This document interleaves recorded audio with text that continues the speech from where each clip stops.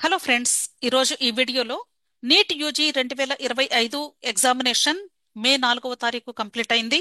ఆ ఎగ్జామ్ కి సంబంధించి క్వశ్చన్ పేపర్ కి ఆన్సర్ కీని ఎడ్యుకేషనల్ ఇన్స్టిట్యూషన్స్ వాళ్ళు ప్రొవైడ్ చేశారు. ఆ ఎడ్యుకేషనల్ ఇన్స్టిట్యూషన్స్ వాళ్ళు ప్రొవైడ్ చేసిన ఆన్సర్ కీని బేస్ చేసుకొని స్టూడెంట్స్ వాళ్ళ యొక్క క్వశ్చన్ పేపర్ బుక్లెట్ లో ఆన్సర్ చేసిన దానిని బట్టి స్కోర్ ఎంత వచ్చే అవకాశం ఉంది అనేది ఆల్రెడీ క్యాలిక్యులేట్ చేసుకున్నారు. సో చాలా మంది స్టూడెంట్స్ కి కూడా అంటే సుమారుగా ఎంతవరకు స్కోర్ రావచ్చు అనేది వాళ్ళకి ఒక ఐడియా వచ్చేసింది. అయితే అసలు ఈ 2025 క్వశ్చన్ పేపర్ ఎలా ఉంది అని మనం ఆలోచిస్తే ప్రతి ఒక్క స్టూడెంట్ కూడా ఫీల్ అయింది పేపర్ ఈజ్ వెరీ టఫ్ అని. పర్టికులర్ గా ఫిజిక్స్ పేపర్ తీసుకుంటే కంప్లీట్ గా ఫుల్ లెంత్ క్వశ్చన్స్ ఇచ్చారు అని, అలాగే బయాలజీలో కూడా లెంతీ క్వశ్చన్స్ ఇచ్చారు అని స్టూడెంట్స్ చెప్పడం జరిగింది. తెలిసిన క్వశ్చన్స్ అయినా కూడా క్వశ్చన్ ని ఎక్కువసేపు చదవాల్సి వచ్చింది కాబట్టి టైం సరిపోలేదు స్టూడెంట్ కి. అందువలన స్టూడెంట్స్ ఈ టూ సబ్జెక్ట్స్ మీద ఎక్కువ ఫోకస్ పెట్టి ఎక్కువ టైం ని కేటాయించడం వలన కెమిస్ట్రీ పేపర్లో ఆన్సర్స్ తెలిసినా కూడా వాళ్ళు ఆన్సర్ చేయలేకపోయారు. సో ఇలా ఓవరాల్ గా తీసుకుంటే 2025 NEET question paper very tough అని మనం అర్థం చేసుకోవచ్చు.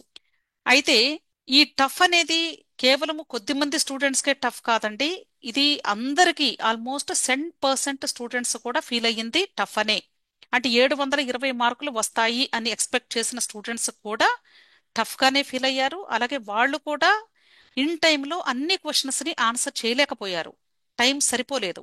సో దీన్ని బట్టి మనం ఇప్పుడు ఈ సంవత్సరం ఈ అడ్మిషన్ ప్రాసెస్ ఎలా ఉండబోతుంది, సీట్స్ వచ్చే అవకాశాలు ఎంతవరకు ఉండొచ్చు అనేది ప్రతి ఒక్కరికి కూడా క్వశ్చన్ మార్క్. అయితే ఇక్కడ మీరు కంగారు పడాల్సినటువంటి అవసరం అయితే లేదు అని నేను చెప్తాను. అంటే 2024లో వచ్చినటువంటి స్కోర్స్ ని చూసి లేదా రెగ్యులర్ గా కాలేజెస్ లో ఎగ్జామినేషన్ పెట్టినప్పుడు స్టూడెంట్ కు వచ్చినటువంటి స్కోర్స్ ని చూసుకొని వాళ్ళు ముందుగానే ఎగ్జామ్ హాల్ కు వెళ్ళేటప్పుడు అంటే నాకు ఈ సంవత్సరం 700కి పైగా మార్క్స్ వస్తాయి లేదా 650కి పైగా మార్క్స్ వస్తాయి, ఇలా ముందుగానే ఒక అంటే ఆలోచనతో వెళ్ళారు.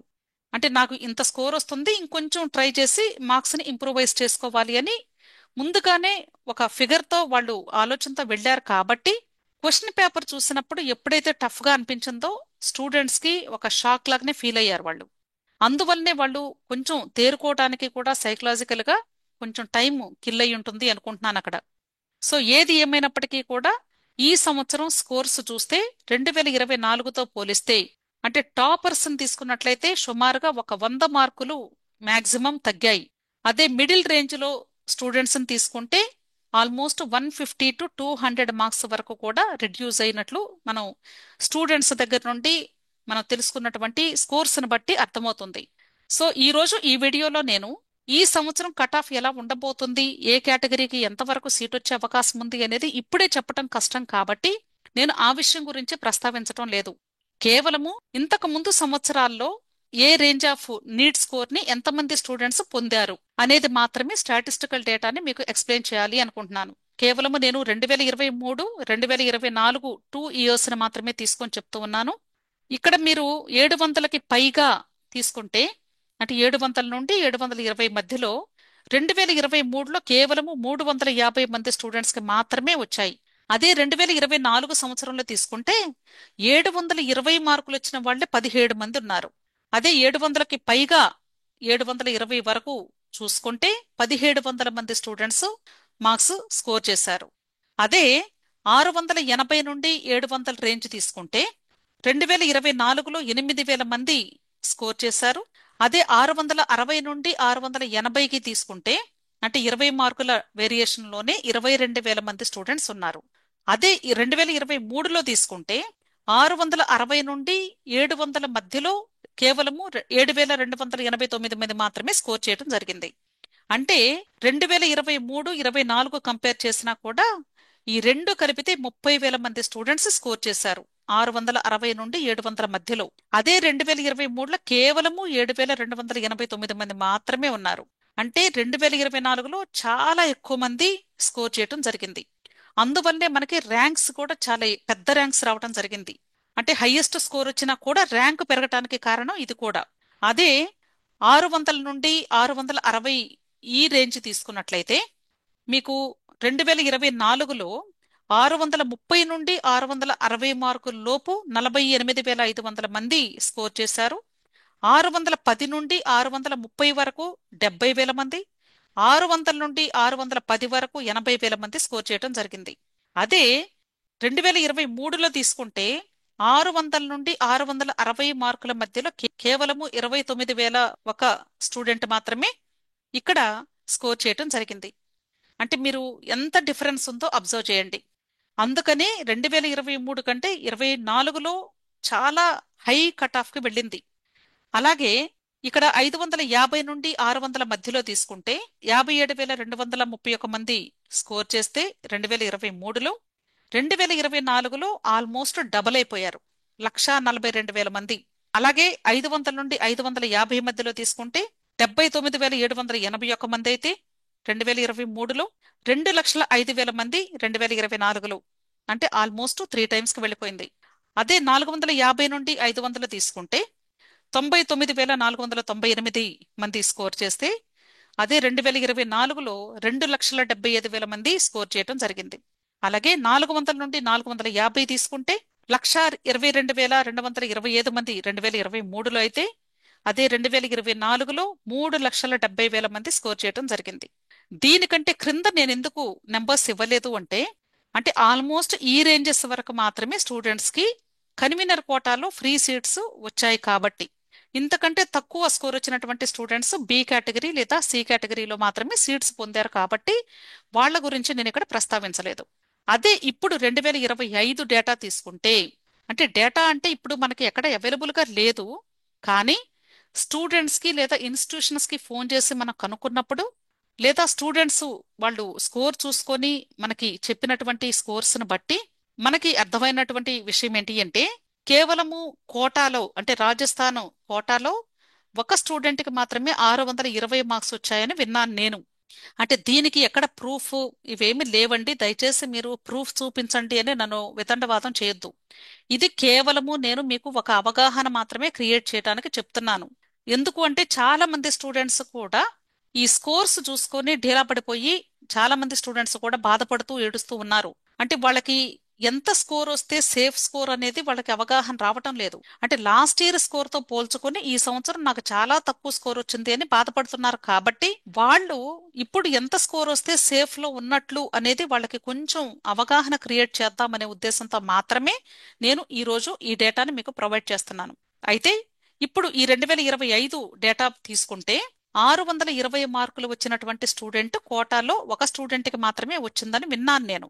కాబట్టి ఇక్కడ మనం ఈ రేంజ్ ని చూసినట్లయితే 620 వచ్చినటువంటి స్టూడెంట్, ఒకవేళ ఇంకా కొద్దిమంది స్టూడెంట్స్ ఎవరైనా ఉండుండొచ్చు బహుశా.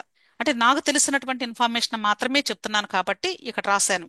610 నుండి 630 మధ్యలో ఒకవేళ అంటే మిగతా స్టేట్స్ లో కానీ ఎక్కడైనా స్కోర్స్ చూస్తే ఓన్లీ హండ్రెడ్స్ లో ఉండుండొచ్చు అనుకుంటున్నాను నేను. అంతకంటే ఎక్కువ మంది అయితే ఉండరు, అంటే అన్ని స్టేట్స్ ఓవరాల్ ఇండియా మొత్తం చూస్తే.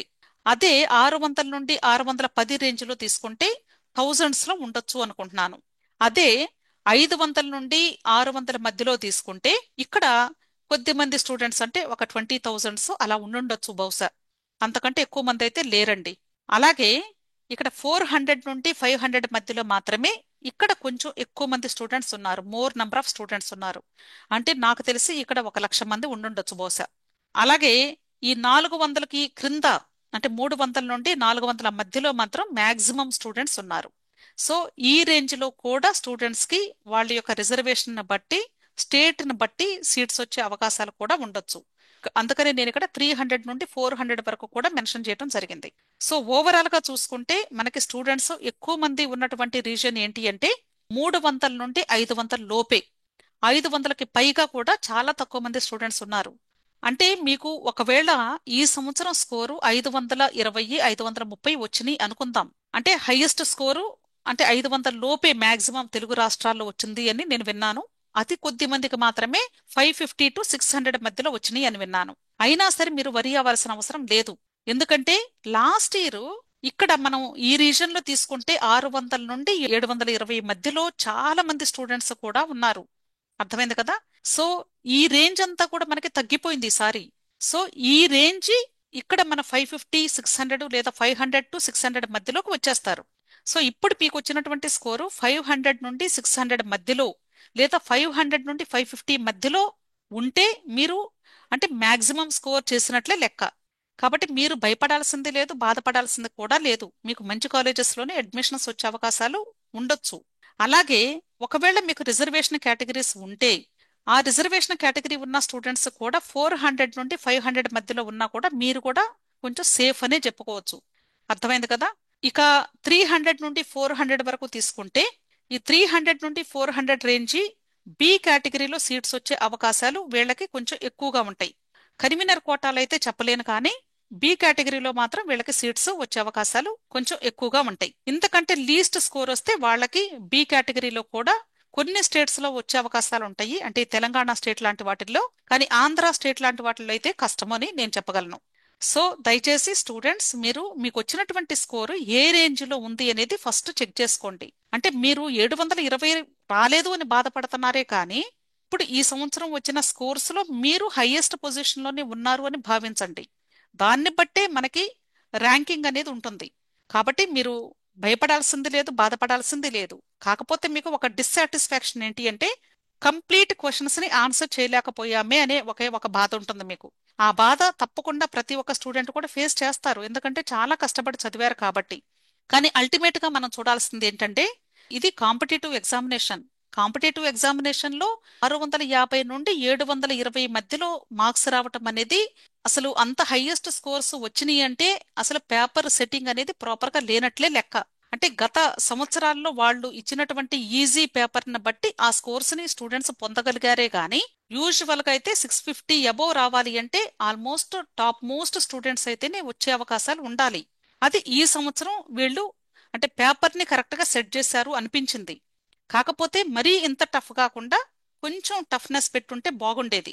ఎందుకంటే ఎడ్యుకేషనల్ ఇన్స్టిట్యూషన్స్ వాళ్ళు కూడా ఏం చేశారంటే రెగ్యులర్ గా నీట్ పేపర్ ని ఎలా సెట్ చేస్తున్నారో అదే రేంజ్ ఆఫ్ టఫ్నెస్ ని మాత్రమే ప్రాక్టీస్ చేయించారు ఈ సంవత్సరం కూడా స్టూడెంట్స్ తో.